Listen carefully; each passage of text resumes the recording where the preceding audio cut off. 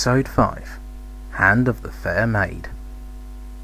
The London and North Eastern Railway was one of the so-called Big Four companies, formed during the 1923 Grouping Act in Britain. In this form, with engines from the North Eastern region and Great Northern Railways, it lasted a mere 25 years, but left an everlasting impression of luxury, prestige and speed.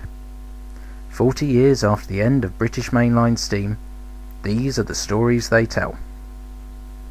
The London and North Eastern Railway had a great policy of naming their top-end expresses, and no other railway could lay claim to being the fastest railway in the world.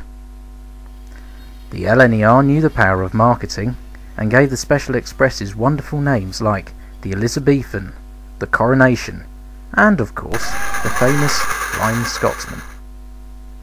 When the LNER simply became the Eastern region of British Railways, more name trains appeared, for the same reason, the ideals of luxury and prestige appealing to their passengers. It was on that late summer's day that Sir Ralph was telling a spellbound young Herbert all about the famous Flying Scotsman train. "Yes, indeed, a fine run. King's Cross, home of the greats," he said grandly. "My cousins, the A3s, you know, started it off. First built as Gresley A1s, they were rebuilt gradually over the next decade in service, and became the fastest engines in the land.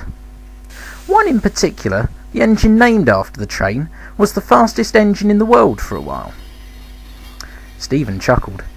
"I'm sure if Hawke were here today he'd tell you otherwise, Sir Ralph," he said. "Have you ever heard of City of Truro?" "Of course I have, my dear Stephen," Sir Ralph said soothingly. "I have no doubt in my mind that had it been authenticated, he would have held the record first." This coming from Sir Ralph surprised Alan immensely. "What? No Great Western bashing?" he asked, astounded. Sir Ralph beamed at him. "My dear Alan, City of Truro is a special case. Wonderful engine, not unlike Stephen here. A true and proper engine. Just because," he added, feigning hurt feelings, "he's not the right railway doesn't make him a decent engine." Alan was stunned. Nigel, however, was watching Sir Ralph warily. "What's your game, then?" he asked Sir Ralph. "Why is he a special case?" "Because," Sir Ralph said stiffly, "I've met him and spoken to him. A nicer engine you could not meet, despite my preferences," he said loftily. Alan and Nigel exchanged glances. "Besides," Sir Ralph went on, "I wouldn't expect any of you to understand. The speeds we reached, both him and I, and my classmates, are beyond all your capabilities." Alan seethed with indignation. "I could beat you in a race any day," he said. "You're just full of hot air." "Hot steam, my dear Alan," Sir Ralph smirked. "I'm a steam engine, not some trumped-up gas turbine engine." "He is a trumped-up engine, though," Nigel whispered to Alan. "And he is full of gas, old windbag." Alan and Nigel burst out laughing, while Sir Ralph watched indignantly. "Perhaps you would care to make a wager, Alan," Sir Ralph said. "We'll both pull the midday express this week, and whoever makes the fastest run wins the hand of the new express, the Fair Maid."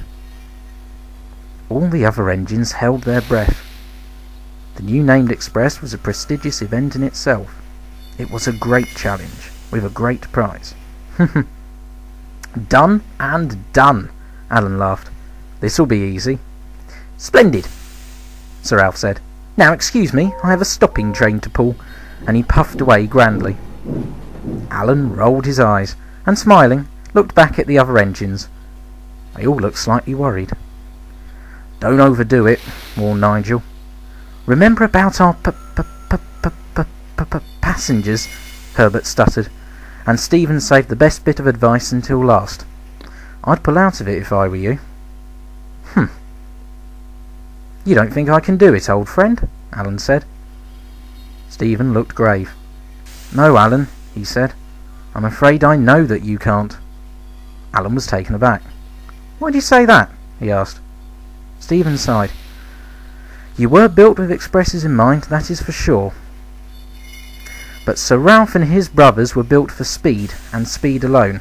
The streamlined shape and double chimney aren't for show. They serve a purpose, and that is why Sir Ralph shall win this race." "Humph," Alan said sourly. "Just you wait and see. I'll show that rotten cheese-shaped wedge what real speed is all about." And he puffed away to find his coaches.